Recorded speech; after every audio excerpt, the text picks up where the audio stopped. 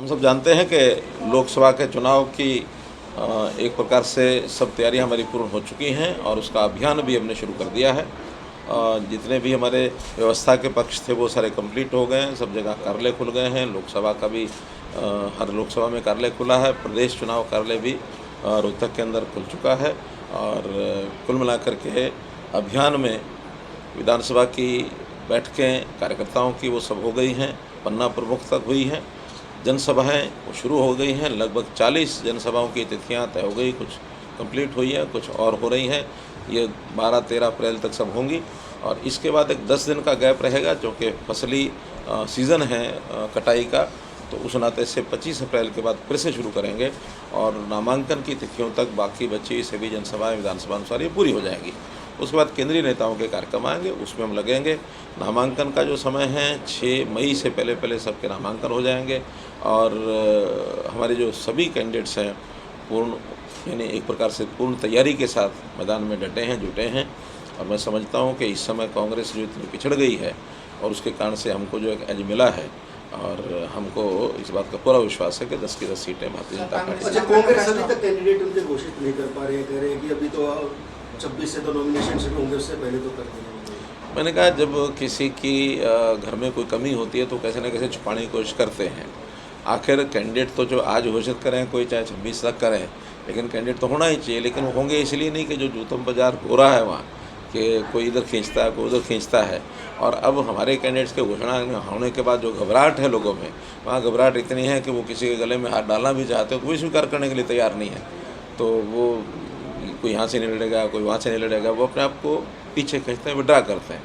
और बहुत से तो लोग ऐसे हैं कि वो इस नाते से बहुत सावधान हैं, वो कहते हैं वहाँ चुनाव लड़ेंगे ही नहीं। तो इस प्रकार की चर्चाएं वहाँ चल रही हैं। फिर भी आखिर डेमोक्रेसी है तो हम तो चाहेंगे कि उनके कैंडिडेट तय हों, जल्दी तय हों, ताकि हमें भी पता लगे कि हाँ मुकाबले में हमने किसका साथ मुकाबला करना है। चुनाव अपने आप में एक ये भी एक बड़ा खेल होता है। बड़े खेल में दोनों तरफ के पारी के पाले के खिलाड़ियों की जानकारी तो होनी चाहिए ना। तो जब नहीं है तो हम अपनी तैयारी तो लगाई। लेकिन दूसरे पाले के सारे खिलाड़ी तो आपके पाले में आ गए और भी बहुत आने वाले हैं। अब जिनको ये लगता है कि वहाँ कुछ है नहीं और वहाँ चुनाव लड़ भी लेंगे तब भी कुछ बढ़ना नहीं है, बल्कि बहुत लोग ऐसे भी हैं जिनको यहाँ के पता है कि भी यहाँ चुनाव नहीं लड़ सकते क्योंकि यहाँ तो पहले से बहुत हैं, तो भी वो यहाँ आने के लिए तैयार हो जाते हैं। हम पूछते हैं या बाकी आप जैसे मित्र भी उनसे पूछते हैं कि वहाँ क्यों जा रहे हो जब यहाँ भारतीय जनता पार्टी में आपको स्कोप ही नहीं चुनाव लड़ने का। वो कहते हैं कम से कम वहाँ लड़ने से बच जाएंगे, यहाँ आकर के काम करेंगे। तो बच करके आने वाले भी लोग तैयार बैठे हैं और देखना कुछ दिनों में और भी। कह रहे हैं कि कोई मापदंड नहीं है, भ्रष्टाचारी को सबको बीजेपी में शामिल करें, भ्रष्टाचारी पार्टी होगी। है नवीन जिंदल को कोयला का कहते थे घोटाले वाले, अब नवीन जिंदल को ऐसा कौन बना दिया। देखिए ये हमको पता है कि कौन क्या है और कौन क्या है, इस नाते से वो हमको बताएंगे ऐसा नहीं है। आखिर भारतीय जनता पार्टी में जो लोग आते हैं कोई ऐसा नहीं है कि भी उनके कोई सारी चीज़ें ठीक हो जाती हैं, लेकिन कांग्रेस में जो रहते हैं तो कांग्रेस के समय में कौन कौन क्या क्या करते रहे हैं हमें भी पता है। कांग्रेस में कोई अच्छे लोग नहीं है ऐसा बिल्कुल नहीं हम कहते, लेकिन कांग्रेस का जो नेतृत्व भ्रष्टाचारी है उस भ्रष्टाचारी नेतृत्व से बचना है, जनता को बचाना, ये भी हमारा काम। अच्छा, कौन सी महत्वपूर्ण कौन सी सीटें जिसको मान के चल रही हैं जहाँ ज़्यादा मेहनत करने की जरूरत है?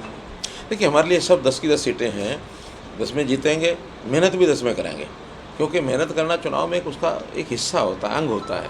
ऐसा नहीं है कि कोई चीज़ सीट हमने बहुत अच्छे मार्ग से जीती हुई वहाँ मेहनत नहीं करेंगे। चुनाव में वार्ड लेवल तक, बूथ लेवल तक, पन्ना प्रमुख लेवल तक मेहनत करना ये हमारा काम है, हमारे सिस्टम का एक अंग है। तो इसलिए अंत तक आखिर तक पूरा काम करेंगे चुनाव के पोलिंग दिन तक। क्योंकि इसकी तरफ से कि रोहतक की सीट जीतना इसलिए ज़रूरी है वो विधानसभा पे असर डालेगा। नहीं, हमारा तो जीतना तो सभी सीटें ज़रूरी है और सब सीटें जीतेंगे तो निश्चित रूप से उसका सब सीटों का ही प्रभाव विधानसभा पर आगे आता ही है, क्योंकि 4 महीने बाद ही तो चुनाव है। लेकिन उसका प्रभाव हो ना हो, आखिर नरेंद्र मोदी जी के नेतृत्व में एक बहुत मजबूत सरकार हमारी रहे। मोर देन 400 का जो हमने एक नारा दिया हुआ है 400 पार का, 370 से पार तो बीजेपी जाएगी। 370 का एक महत्वपूर्ण आंकड़ा है, इसलिए उसको पार कर रहे हैं, लोगों को 370 याद बना रहे और 400 से पार एनडीए का आंकड़ा पार करे, ये हमारा काम है, उसको निश्चित पूरा। अच्छा, कांग्रेस बीजेपी के साथ जो गठबंधन हुआ उसका नुकसान होगा या फिर जो अभी गोपाल कांडा का साथ लिया उसकी भरपाई हो जाएगी? नहीं, देखिए गोपाल कांडा हमें पहले से समर्थन कर रहे हैं और वो सरकार के बाहर से ही कर रहे हैं, सरकार में शामिल वो नहीं है। ये सरकार में शामिल थे तो सरकार से हटे हैं। पार्टियों का गठबंधन हमारा किसी भी पार्टी से नहीं रहा। आगे जो सरकार हमें सपोर्ट कर रहा है वो एक कांग्रेस का मैनिफेस्टो आया है, उसको लेकर उन्होंने न्याय पत्र की बात की है। पहली बात तो ये है कि मैनिफेस्टो का महत्व तब होता है जब उनका कोई कैंडिडेट मैदान में आए। जब कैंडिडेट ही मैदान में नहीं है तो मैनिफेस्टो तो कागजी कार्रवाई है। उन्होंने क्या किया क्या नहीं किया मुझे मालूम नहीं है, वो भी बहुत जल्दी हम पढ़ करके उसके बारे में बताएंगे। लेकिन मैनिफेस्टो घोषणा करने से पहले कैंडिडेट अगर कर देते तब तो हम समझते थे उनकी कोई तैयारी है, उनकी तैयारी नहीं है, क्या किसान करें। कुछ विरोध कर रहे हैं रूटों को सर। मनाने का सिलसिला जारी है, रूटों को मनाने का सिलसिला जारी है। देखिए जब ब्याह शादी होती है उसमें भी कोई ना कोई घर के परिवार का कोई आदमी